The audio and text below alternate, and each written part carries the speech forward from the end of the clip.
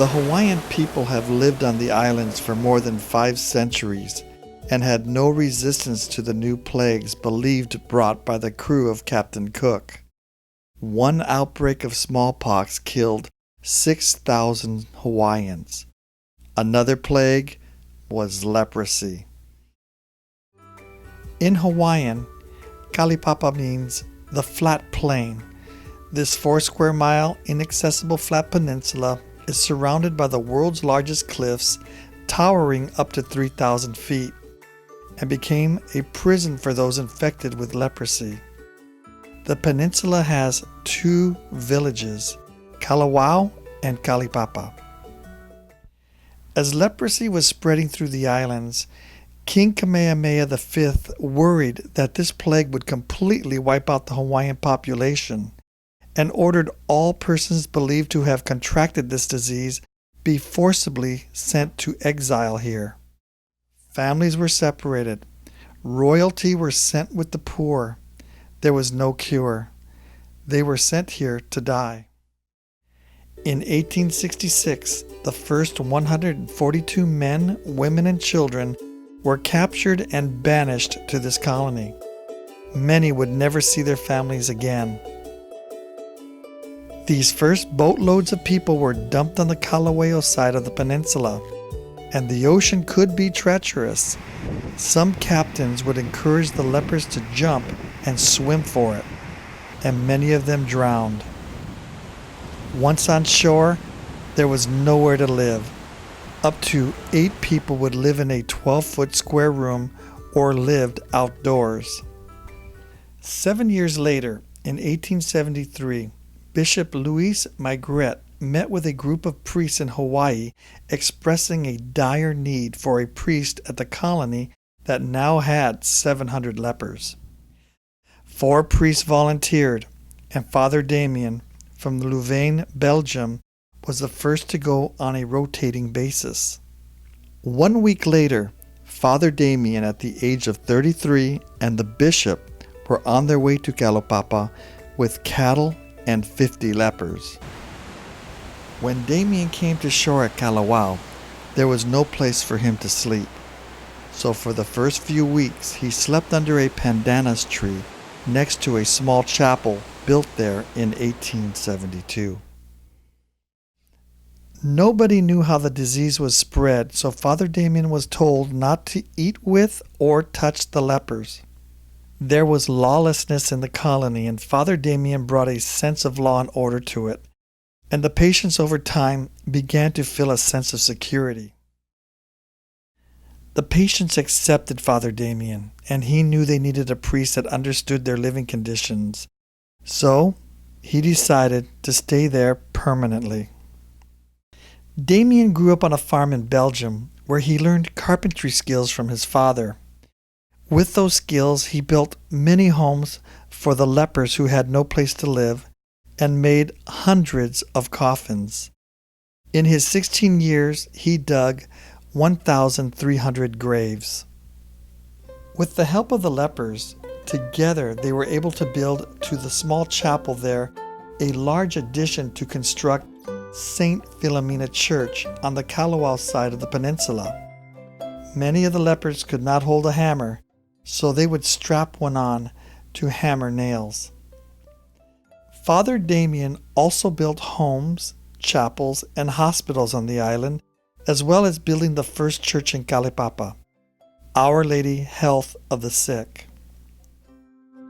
Demian taught his people how to farm, raise animals, and play musical instruments. Being a good singer, Father Demian formed a church choir and organized sport teams for the youth. Father Demian walked approximately 10 miles a day, visiting the patients, bathing their sick bodies, and dressing their ulcerated sores. The stench was so bad from the decaying flesh, he would become nauseated. Not wanting the patients to see him nauseated, he began to smoke a pipe to overcome the odor. In 1880, Father Demian wrote, "Since I have been here, I have buried from 190 to 200 people every year. There are many empty places in the church, but in the cemetery there is hardly room left to dig graves.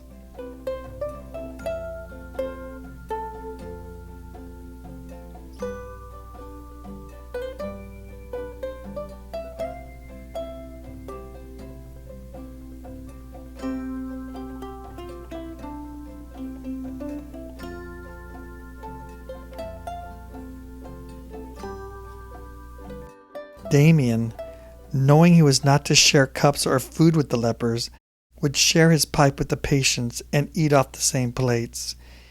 He felt it was important to them to feel he was a part of his flock. In 1883, Demian wrote his parents, "My greatest pleasure is to serve the Lord and his poor sick children rejected by other people." In 1873 in Norway, Dr. Gerard Hansen discovered the germ Mycobacterium leprae. This chronic and infectious germ caused leprosy. It eats the skin, affects the nerves and the eyes. It was discovered the disease was transferred by saliva and by direct contact. Leprosy now is also known as Hansen's disease, after Dr. Hansen. In 1884, Father Demian noticed a problem on himself.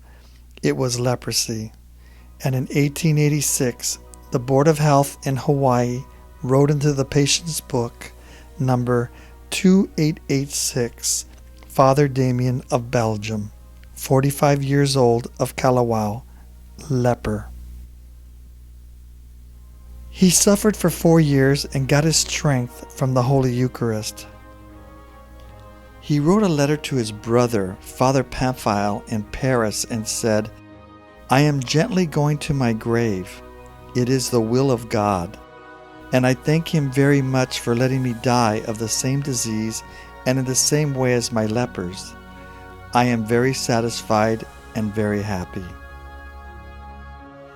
After 16 years living with the disease, at the age of 49, on the first Monday of Holy Week, Father Demian passed away April 15th, 1889.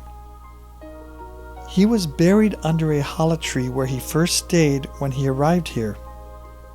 Shortly after his death, in 1890, Father Demian's brother, Father Pamphile, at the age of 58, came as a replacement priest as the population of Kalipapa had reached 1,174 people. He stayed for 21 months, then returned to Europe. 47 years after Father Demian's death, President Franklin D. Roosevelt granted a request from King Leopold of Belgium, the return of the remains of Father Demian to his homeland, where he would be placed in an honored shrine in Louvain, Belgium. Pope John Paul in 1995 declared Father Demian, "Blessed Demian, servant of God, servant of humanity." The right hand of Demian was then returned to its original grave here in Kalawao, when on October 11th, 2009, Pope Benedict declares Demian Saint Demian, Hawaii's first saint. By 1937, more than 7,000 people had been exiled to Kalipapa, and the majority never left. 3,491 people died here, and the bones of thousands remain in unmarked graves that have been forgotten. Finally, in the 1940s, a cure was discovered: sulfane drugs. These drugs stopped the progression of this terrible disease. In 1969, the isolation policy was lifted and the patients were free to leave. Many of the patients who lived here said, "This is our only home and we have nowhere to go." So they were then allowed to stay here for the rest of their lives. In 1980, President Jimmy Carter signed legislation making Kalipapa a National Historic Park to be overseen by the National Park Service. This park was established to honor the story of the people that lived at Kalaupapa and the social injustice that you've been learning about already, I'm sure. And it's really an example of how people can really discriminate and isolate and marginalize people just on the basis of maybe skin color, but in this case it was a disease. And so national park sites try to preserve and interpret and protect special places like Kalaupapa. So in 1980, Congresswoman Patsy Mink, along with many of the patients here at Kalaupapa, saw that many of the buildings were falling down and the grounds were becoming overgrown, that this place needed special protection to ensure into perpetuity that these important stories of Kalaupapa would be told forever. Should you decide to visit Kalaupapa, the most popular way is on the back of a mule. The route takes you down a 1,664-foot poly trail, bending around 26 switchbacks in a little more than 3 miles. The views are stunning on the way down to the colony. The mules are not like horses, they are sure-footed. They can see all 4 hooves when they walk forward. They stop, calculate, and then continue going down. This trip is fairly safe, and the mules know this trail. At the bottom of the trail, you are greeted by a guide from Demian Tours, a company owned by a former patient. Your group is assembled for a bus ride through the settlement with various stops.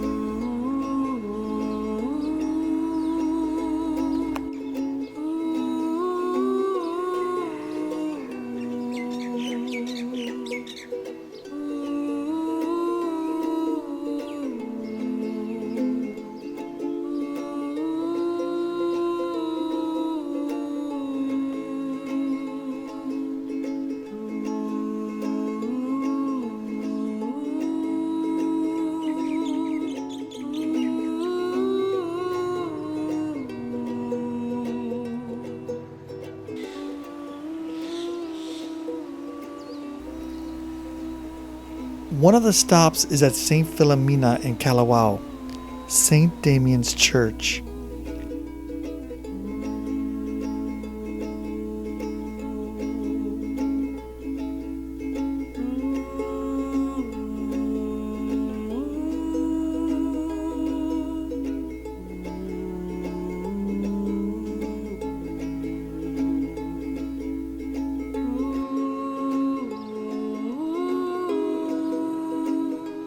Spiritually, while there you feel the presence of the suffering as you view the cemetery where St. Damian buried thousands of people.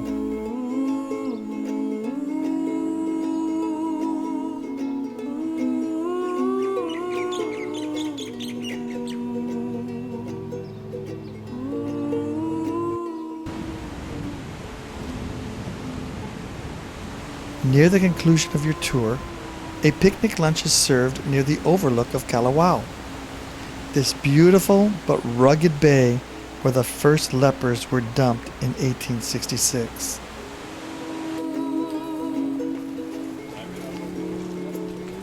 At the end of the tour, you mount up on your donkey and ride out up the cliffs.